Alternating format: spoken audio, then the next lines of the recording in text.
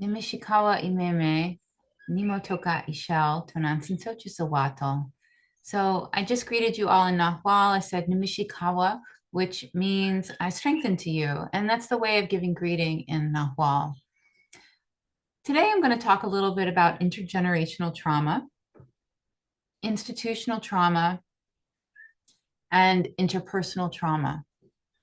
And the reason I'm doing this is because I would like to draw attention to how trauma, when it happens at a structural or an intergenerational or at a cultural level, can really impact our nervous system, our physical health, our longevity, and the ability that we have to do the beautiful work that we came here to do.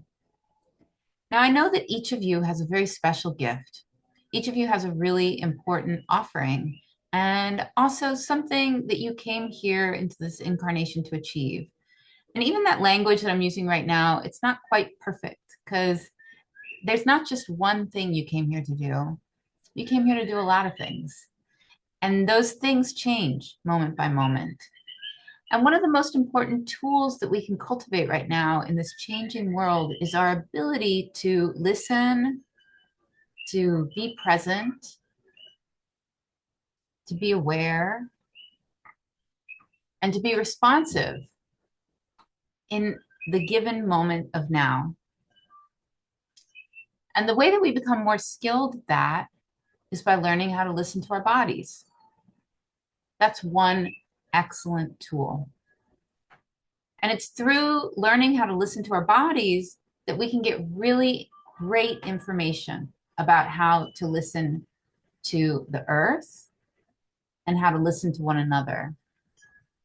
And when we have that really good data, that data that's not corrupted by our own filters or our own projections or the projections that we might be taking on of others, but that's just clear, precise data, we're able to make easy decisions. We're able to be situated really strongly in our own power. And moving through life becomes effortless. And the reason I want to highlight this right now is that when we have trauma that we're carrying, you can imagine it like you're carrying it in your cells or you're carrying it in your body, your actual physical infrastructure. You can imagine it, you're carrying it, we carry it, I carry it as filters or projections that get kind of put in front of the eyes that make it more difficult or tainted to see what is happening with a neutral gaze. And so that means the information that we're getting back from the world, or the information that we're getting back from our body, or from the earth, or from someone we're in relationship with, is coming through these kind of operational antennae that are not functioning quite as well as they could be.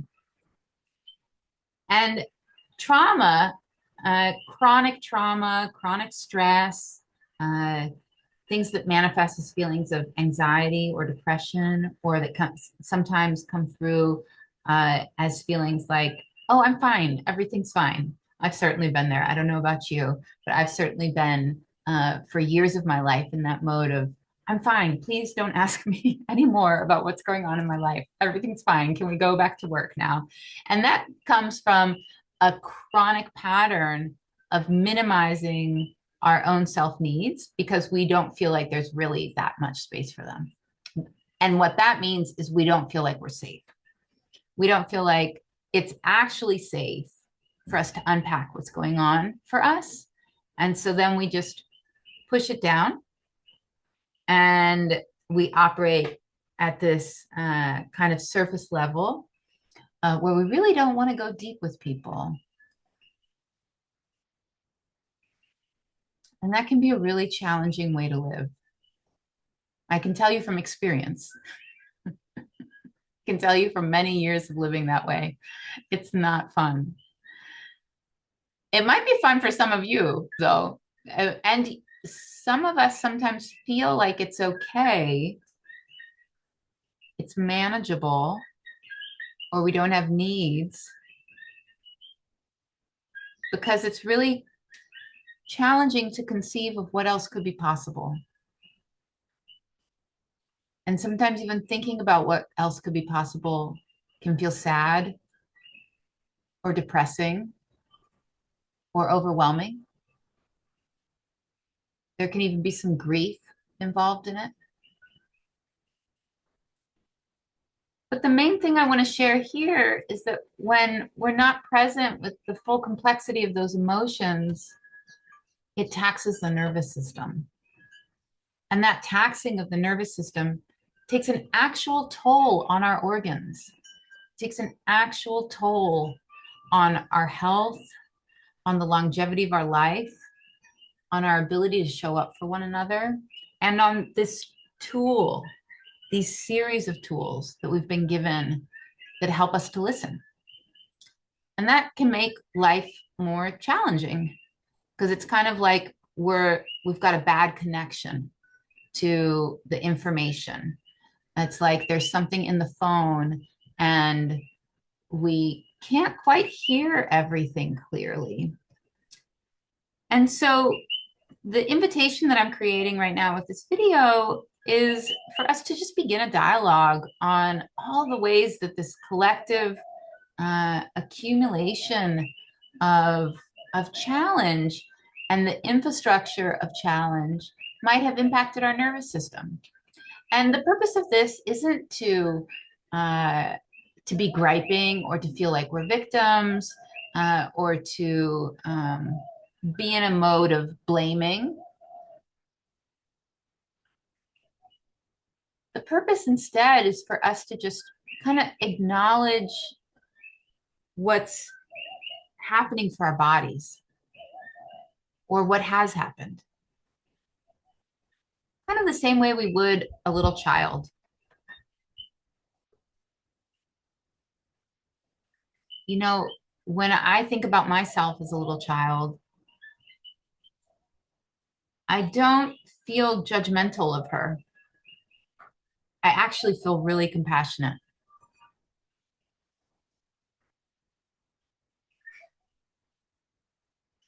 Yeah, and I just want to hold her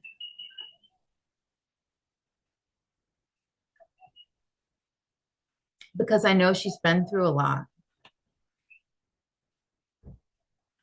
And I know she developed some strategies to address stresses and cultural confusion and family confusion and friendship confusion and dating confusion.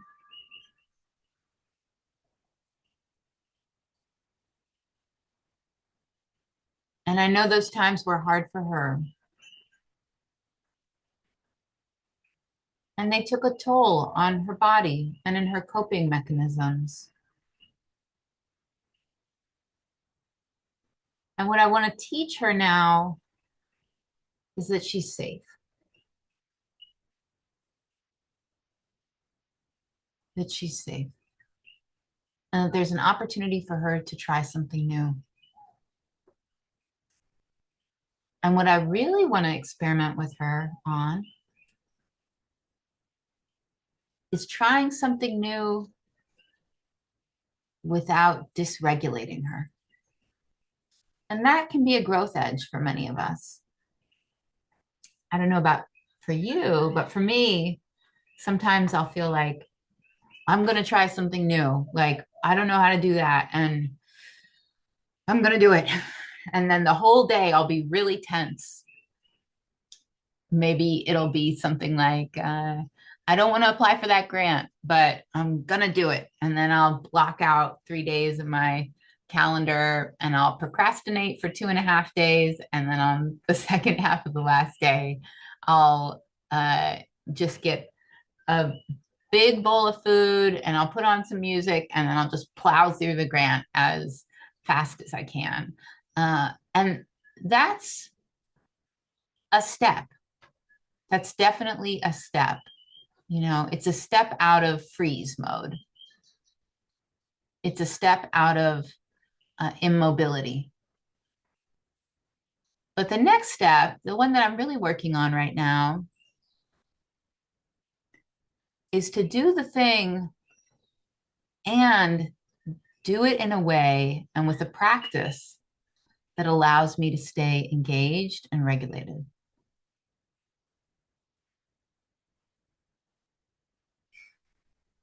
and present, and just to notice what's happening.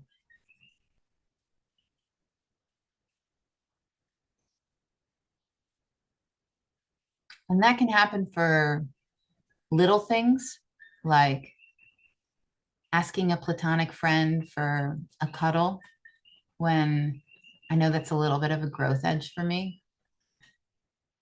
Creating a physical connection in relationships where it hasn't been there before.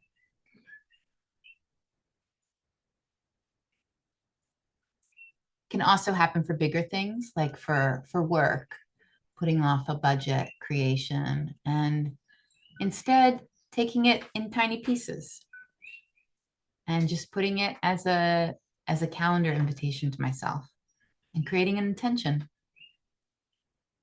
and breathing through it and noticing the thoughts that come up and returning every day, even after the challenging thoughts, or even through the challenging thoughts, and even after the easy thoughts that are then followed by challenging thoughts, just creating a rhythm.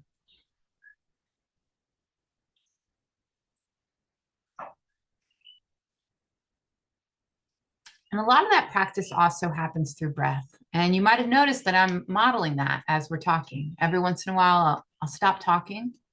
I'll just take a deep breath.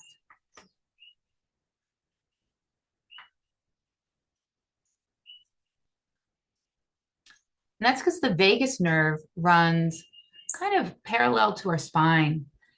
And when we are dysregulated, we have kind of a disconnect that happens around the diaphragm. And we stop getting information from the vagus nerve as it runs from below the diaphragm to the bottom of the spine. And that's a real loss of data. And the reason it happens is because when we get activated, we go into fight or flight mode. We go into heightened arousal, heightened alert, and we stop getting all of that extra feedback from what's happening at the organ level, from what's happening in the gut. And we're just functioning in survival mode from there. And our breath then becomes shallower. And so the slight modification of just deepening the breath, bringing it into the belly, helps open up that diaphragm, and it helps give us access to all that information from the lower half of the vagus nerve.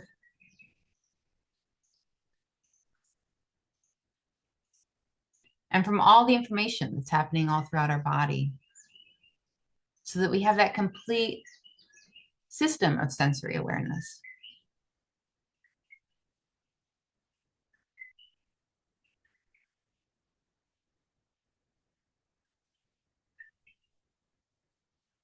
And you might notice as I'm breathing also, I'm taking a little bit longer for the exhale than for the inhale.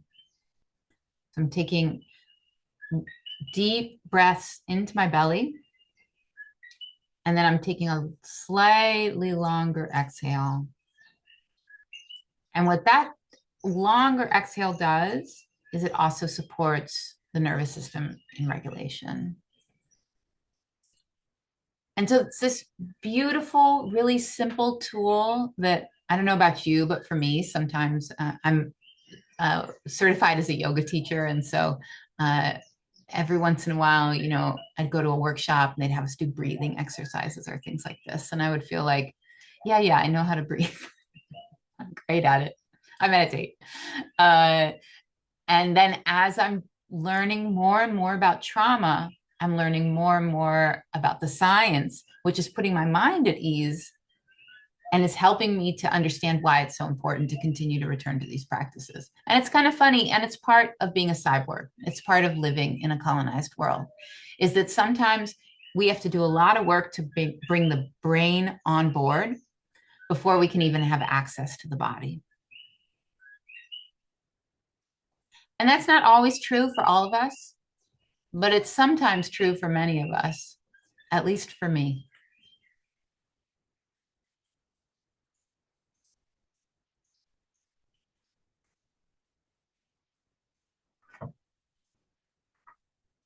So that's what I'll leave you with today.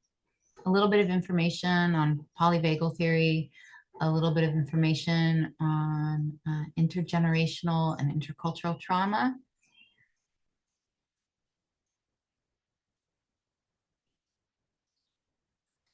and an invitation to be with yourself, to be with your body, to be with one another as we collectively alchemize the past.